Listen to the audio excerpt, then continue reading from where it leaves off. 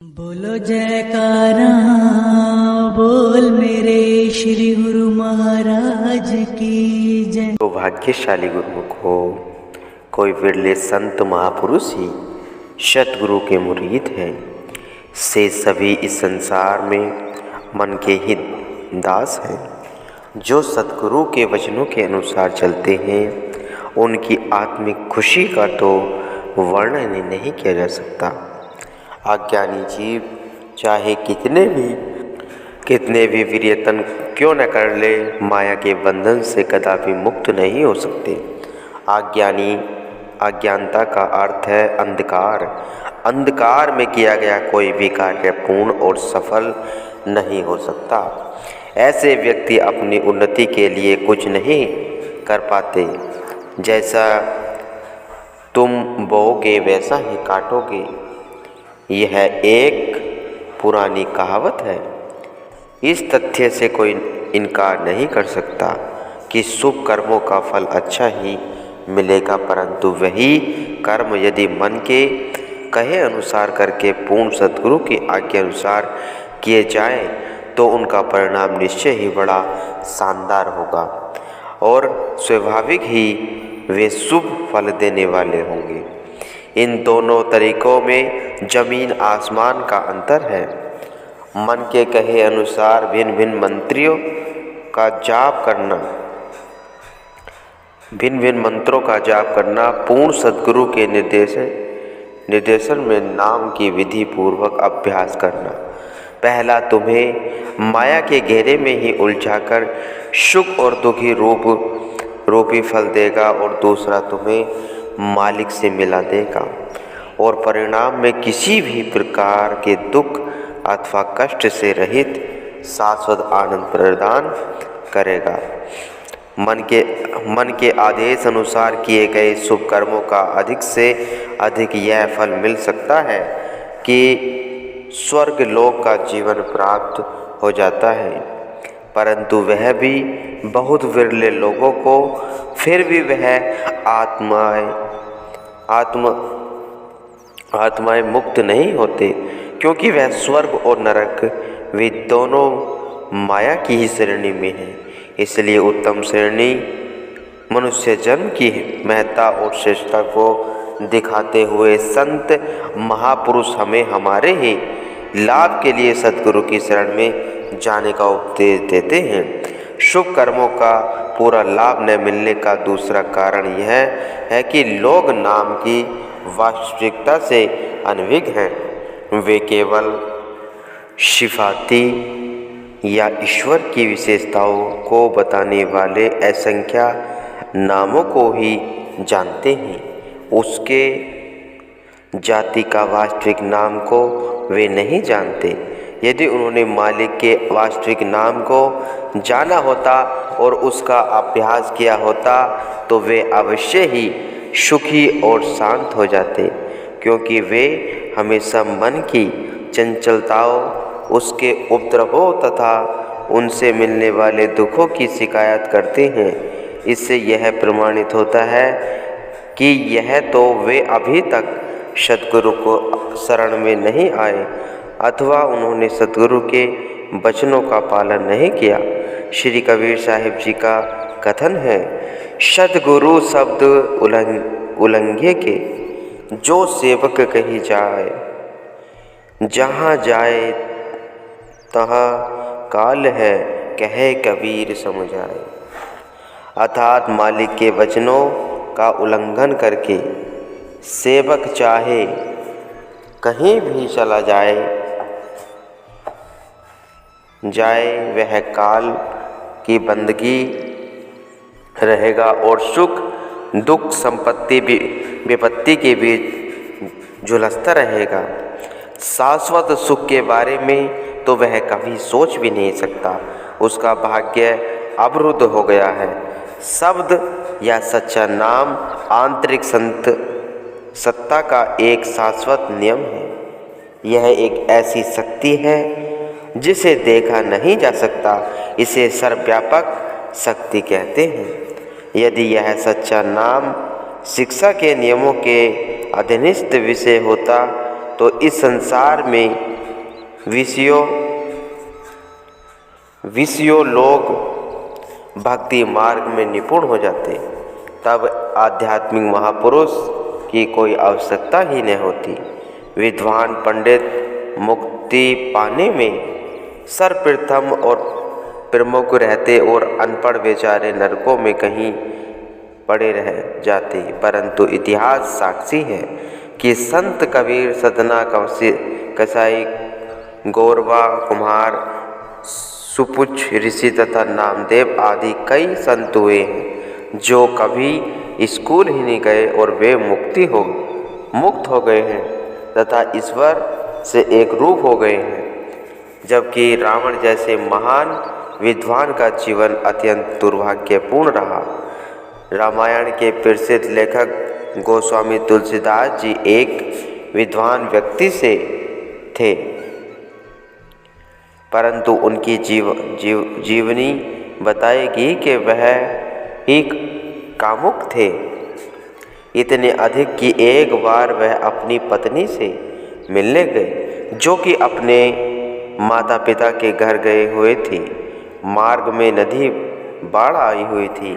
वे नदी में बहते हुए मृतक शरीर में नदी में बाढ़ आई हुई थी। वे नदी में बहते हुए मृतक शरीर को पकड़कर उसे मार कर गए।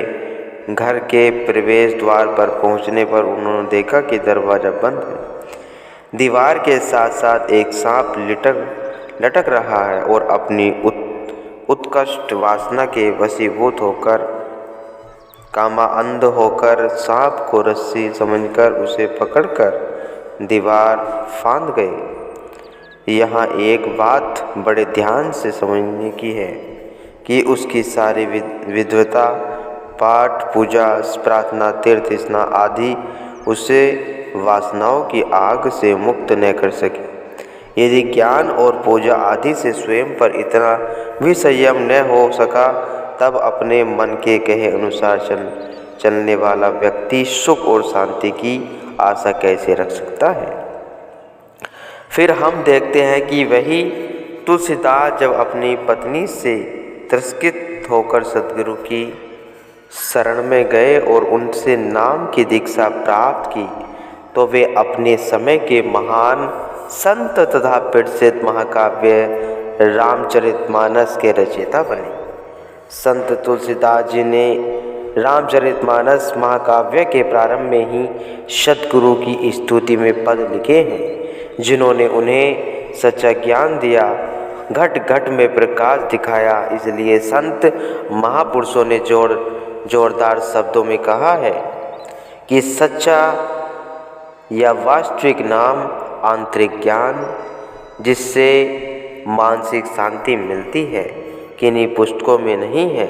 यह नाम सद्गुरु के पास और केवल उन्हीं ही अधिकारी आत्माओं को यह ज्ञान देने का अधिकार है। विनु सतगुरु हरि नामु न लभाई लख कोटि करम कमाऊ। अर्थात जीव सद्गुरु के बिना सच्चा नाम नहीं जान सकता, चाहे वह लाखों ही तप और धार्मिक कार्य आदि कर ले। सभी सदशास्त्र, पुराण और धर्म ग्रंथ मनुष्य द्वारा ही लिखे गए हैं और वे धार्मिक ग्रंथ अपने बारे में स्वयं कुछ नहीं कह पाते। वे मनुष्य के माध्यम से ही कहते हैं, परंतु जो मनुष्य को बोलने की शक्ति देता है वह क्या है? वह सर्वव्यापक शक्ति या नाम। सभी धर्म ग्रंथ नाम की स्तुति गाते हैं, परंतु उसकी वास्तविकता को बताने में विफल रहते हैं। प्राय लोग किसी इष्ट देवता का पवित्र शब्द या नाम प्रतिदिन मुख से जप लेते हैं। वे यह समझते हैं कि मालिक को याद करने के लिए मुँह से कोई पवित्र नाम जपना और हाथों में माला फेरना जरूरी है। यदि जीवा और उंगलियां साथ साथ न चले तो वे सोचते हैं कि नाम जपा ही नहीं गया। लेकिन अंतिम समय जब सब इंद्रियां शिथिल पड़ जाती हैं और कार्य करने में असमर्थ हो जाते हैं, उस समय मृत्यु सैया पर पड़ा हुआ जीव मालिक का पवित्र नाम ही भी नहीं ले पाता। उसने सद्गुरु से नाम अभ्यास का सही तरीका नहीं सीखा, इसलिए वह अभिष्ट लक्ष्य को पाने में असफल रहता है। इसी बात को ध्यान में रखते हुए संत जनों ने सद्गुरु की शरण में आने पर बल दिया है, ताकि सद्गुरु की आज्ञा का पालन करके हम अपने इच्छित लक्ष्य को प्राप्त कर सके। संत कबीरदास जी ने कहा है, सद्गुरु ऐसा कीजिए पड़े निशाने चोट, सुमरन ऐसा कीजिए जिह्वा हिले न होठ। श्री कबीर साहिब जी ने कहा है, अर्थात ऐसे सद्गुरु की शरण में जाओ जो तुम्हारे इच्छित लक्ष्य मुक्ति की ओर ले जा सके। वे तुम्हें नाम अभ्यास का रहस्य बताएंगे, जिसमें न जीवा और न होठ हिलाने की जरूरत होती है। लोग नाम के रहस्य को जानने के लिए किन्हीं विद्वान पंडितों को ढूंढते फिरते हैं, क्योंकि उनकी शरण यह होती है कि साधु वह संत वही है जो वेदों और अन्य धर्म ग्रंथों का अच्छा ज्ञाता हो। यदि किसी संत को इनका ज्ञान नहीं है तो वे उसे संत ही नहीं मानते। यह एक भ्रांत धारणा है जो आम तौर पर लोगों के बीच फैली हुई है। धर्म ग्रंथों का ज्ञान और होना इतना आवश्यक नहीं है। आवश्यक तो यह है कि संत ने आंतरिक अभ्यास द्वारा आत्मा का सत्कार किया। आत्मा का सत्कार किया हुआ महापुरुष सभी ग्रंथों के सार तत्व के स्वयमेव ज्ञाता बन जाते हैं, चाहे उन्होंने किसी विद्यालय या शैक्षणिक संस्था में उनका अध्ययन नहीं किया होता। वास्तव में धर्म ग्रंथों और वेदों को लिखा किसने है? उन्हें यह ज्ञान कहाँ से मिला है? क्या उनको लिखने वाले संत ही नहीं थे? वेद, उपनिषद और श्रीमद् भागवत गीता के चरिता महर्षि वेद व्यास जी एक उच्च कोटि के आत्मवेता संत थे। रामायण के लेखक वाल्मीकि ने भगवान राम के जन्म से सैकड़ों वर्ष पूर्व ही भगवान राम के जीवन में घटने वाली घटनाओं का विस्तारित वर्णन कर दिया था। वे न तो कभी विद्यालय में ही गए थे और न ही उन्हें धर्म ग्रंथों का ज्ञान ही था। तदपि उन्होंने भारतीय दर्शन के एक महत्वपूर्ण ग्रंथ की रचना कर डाली। इन संतों ने आत्मा का सत्कार किया और इन्हें अनुभव था जो उन्होंने सद्गुरु से लिए नाम के अभ्यास से प्राप्त किया था।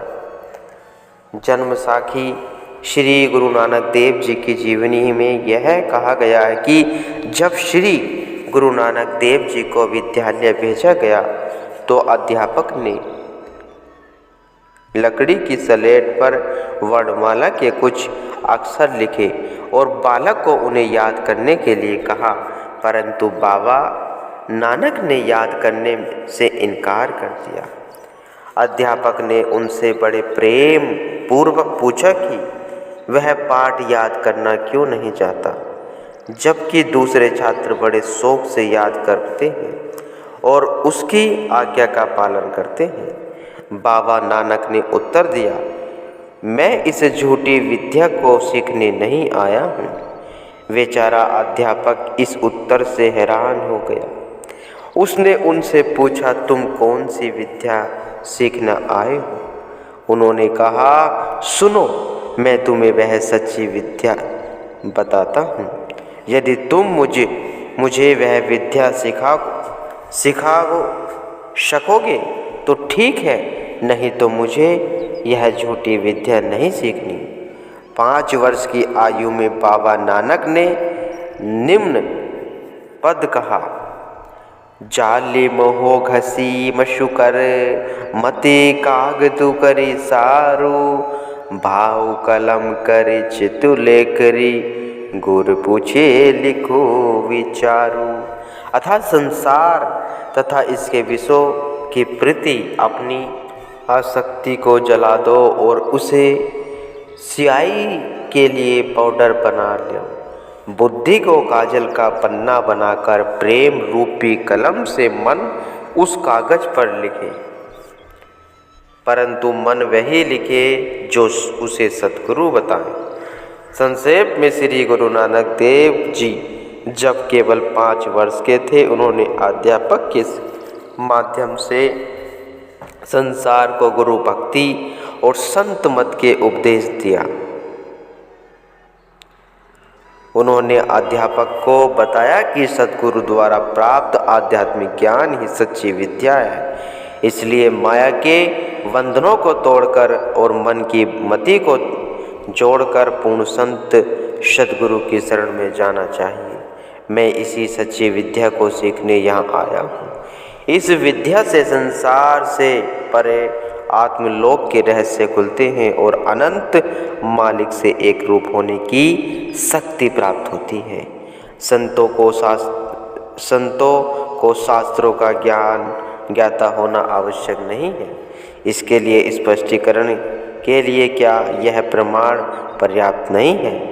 बाबा नानक और उनके समकालीन कई संत हुए हैं, जैसे श्री कबीरदास, नामदेव, संत तुकाराम और जाना भाई आदि। इन संतों ने न कभी विद्यालय में जाकर नियम पूर्वक शिक्षा प्राप्त की और न ही धर्म ग्रंथों का अध्ययन ही किया, और उन्हें इस लौकिक का ज्ञान की प्राप्ति में अपनी शक्ति को लगाने की आवश्यकता भी क्या थी, जबकि वह स्वयं ही ब्रह्म विद्या के या आध्यात्मिक विद्या के ज्ञाता थे। संत कबीर साहिब जी ने नामदेव जी के पद तथा श्री गुरु ग्रंथ साहिब जी लिखी हुई श्री गुरु नानक देव जी की वाणियाँ उनके आध्यात्मिक सूक्ष्म ज्ञान की स्पष्ट प्रमाण है। ईसा मसीह, ध्रुव, प्रहलाद, भिलनी तथा जाना भाई अपने समय के महान उच्च आत्माएं थी, परंतु इस बात का कहीं भी कोई प्रमाण उपलब्ध नहीं था कि उन्होंने किसी विद्यालय में जाकर नियम पूर्वक शिक्षा ग्रहण की हो। इन सभी ने अपने गुरुओं या पूर्ण पुरुषों से केवल नाम अभ्यास की दीक्षा अवश्य प्राप्त की थी। संत कबीर साहब जी ने कहा है, पढ़िए पढ़िए तो पत्थर भया, लिख लिख भया जो ईट, कबीर अंतर प्रेम की लागी न एको छीट। शिक्षित लोग पत्थरों और ईंटों की भांति ही है, जड़ है अर्थात उनसे बेहतर नहीं। यदि उनको विद्या उनके हृदय में सर्वधार मालिक के प्रति प्रेम नहीं जागृत करती, जो विद्या जीव और ईश्वर को मिलाती है, वह विद्यालयों व महाविद्यालयों और विश्वविद्यालयों में लिखी जाने वाली विद्या से नितांत भिन्न है।